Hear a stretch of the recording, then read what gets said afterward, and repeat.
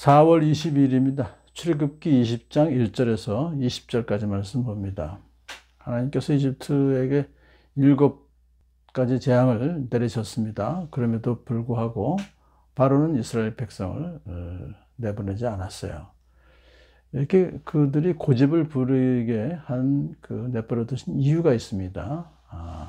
바로와 이집트 사람들이 보는 앞에서 여호와 하나님의 온갖 이적 행하심을 보여주시기 위해서. 두 번째로는 하나님이 이집트 사람들을 어떻게 벌하셨는지를 이스라엘 백성들에게 알리게 하시려고. 그게 바로 모세가 출애굽기를 써서 우리에게 다 영적 이스라엘 백성에게까지 알려주시는 거죠.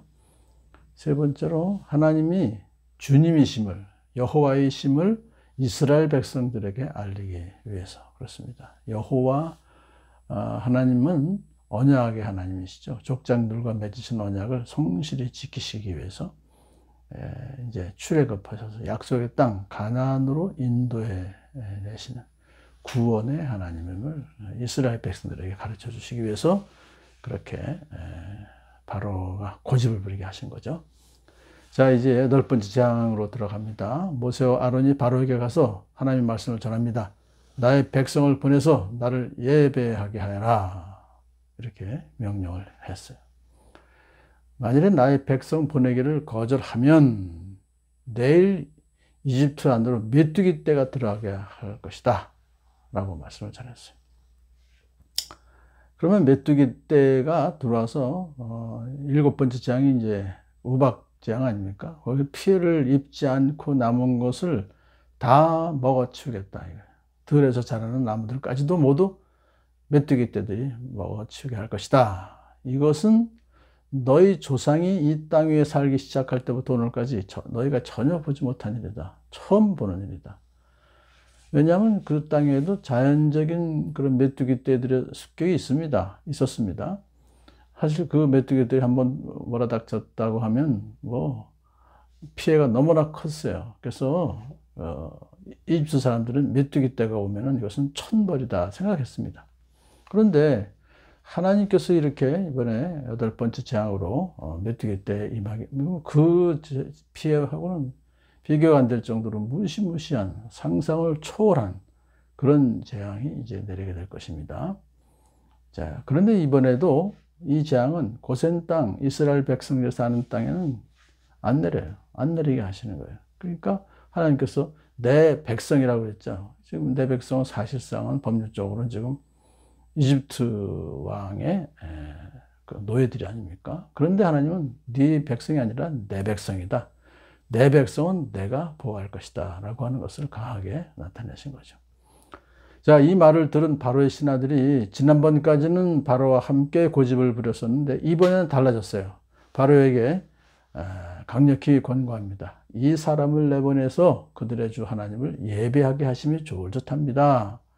임금님은 아직도 이집트가 망한 것을 모르고 계십니까? 좀 약간 좀 강조가 됐습니다만 7번째 재앙으로 벌써 나라가 거의 망한 거나 마찬가지인데 더 고집 부리시면 진짜 우리 완전히 쫄딱 망하겠습니다. 그런 뜻이죠. 그래서 바로는 신하들이 이제 말을 듣습니다. 모세여 아론을 불렀어요. 자, 이제 이렇게 말합니다. 너희는 가서 주 너희 하나님께 예배하여라. 이게 참 대단한 참 결정이죠. 그렇게 보내주겠다고 했습니다. 그런데 조건이 있어요. 누구 할 거냐? 그래서 모두 가겠습니다. 우리 조상에게 예배하기 위해서 우리 모두가 노인, 어린애들까지 다 가야 됩니다. 우리 양과 소도 몰고 가야 됩니다. 그러니까 딱 호통을 칩니다. 그래, 어디 다 데리고 가봐라. 너희와 함께 있는 너희의 주가 나를 감동시켜서 너희와 너희 아이들을 함께 보내게 할 것 같으냐? 어림도 없는 소리다 이 말이에요. 참 여기서 바로는 아직도 자기가 주도권을 갖고 있다고 생각해요. 나를 감동시킬 수 있다고 생각하느냐? 어림도 없는 소리다. 너희가 지금 속으로 악한 음모를 꾸미고 있음이 분명하다. 악한 음모라는 것은 이스라엘 백성 전체를 다 빼앗아 간다는 거예요. 자기에게서 모세가. 자, 사실은 자기가 그동안 이스라엘 백성들을 노예로 부려먹어서 악한 짓을 한 것이죠. 모세가 왜 악합니까? 그것을 지금 오히려 악한 사람으로 매도하고 있는 것이죠. 자, 가려면 너희 장정들이나 가서 너희의 주에게 예배를 드려라. 이 장정들은 가족 대표들, 남자들을 말하는 것입니다. 그러니까 여자들과 아이들과 또 가축들 다 볼모로 잡겠다는 계책입니다. 하나님의 역사하심을 그런 얄팍한 계책으로 막으려는 것은 결국은 자기가 멸망하려고 하는 걸 미련한 짓이죠. 자, 그러니까 결렬이 된 거죠. 그래서 하나님께서는 무서운 메뚜기 떼를 당신의 군대로 삼으셔서 이제 이집트에 재앙을 내리게 하십니다. 바로 앞에서 쫓겨난 모세는 지팡이를 이집트 땅 위로 내밀었어요. 주님께서 그날 온종일 그리고 밤새도록 동풍을 불게 하십니다. 그 동풍은 아침녘에 메뚜기 떼를 몰고 와요. 참 간단하죠. 바람만 바꾸면 되는 거예요. 이집트 온 땅에 내려앉은 메뚜기 떼는 과거에도 본 적이 없었고 앞으로도 결코 볼 수 없을 만한 것이었어요. 그것들이 우박의 피해를 받지 않고 남아있던 나무의 열매와 땅의 푸성기를 모두 모조리 다 먹어치웠어요. 이제 끝난 거예요. 이집트는 먹을 것이 없었어요. 그러자 바로는 급히 요청합니다. 모세와 아론에게 내가 죄를 지었다. 너희 하나님께 부디 나의 죄를 용서하고 주 너희 하나님께 기도해서 이 엄청난 재앙이 나에게 떠나게 해다오. 항복이죠. 항복 선언을 한 겁니다. 그러면서 기도해 달라는 거야. 이제는 이스라엘의 여호와 하나님을 그가 인정을 아주 확실하게 한다 이렇게 볼 수 있죠. 자, 그러니까 사실은 이번에도 8번째, 앞으로 2번 더 남았다는 걸 보면요. 그가 이렇게 참 내가 죄를 지었다라고 회개를 한다 할지라도 역시 이것도 위기를 모면하기 위한 거짓 회개에 지나지 않습니다. 그렇지만 모세가 기도해서 주님께서 가장 센 서풍으로 바꾸어서 모세가 기도했어요. 그랬더니 주님께서 가장 센 서풍으로 바꾸어서 메뚜기 떼를 서쪽으로 몰아서 홍해에 다 들어가게 하세요. 이집트에 메뚜기가 하나도 없어졌어요. 하나님께서는 인간의 생사화복을 주장하실 뿐만 아니라 자연계까지도 모두 지배하신다는 것을 보여준 것이죠.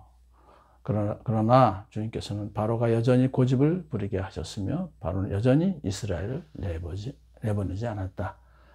이것은 벌써 앞에서 말씀드렸다시피 하나님께서 이스라엘 백성을 바로가 내보내지 않는 것은 3가지 목적이 있었지 않습니까? 그것을 지금 하나님께서는 이루시기 아직도 2번 더 남았어요.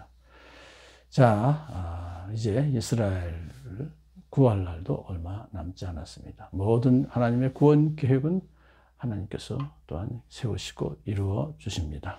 저와 여러분을 향한 하나님의 모든 그런 삶의 인도하심과 주장하심은 여전히 하나님의 뜻대로 이루어지고 있습니다.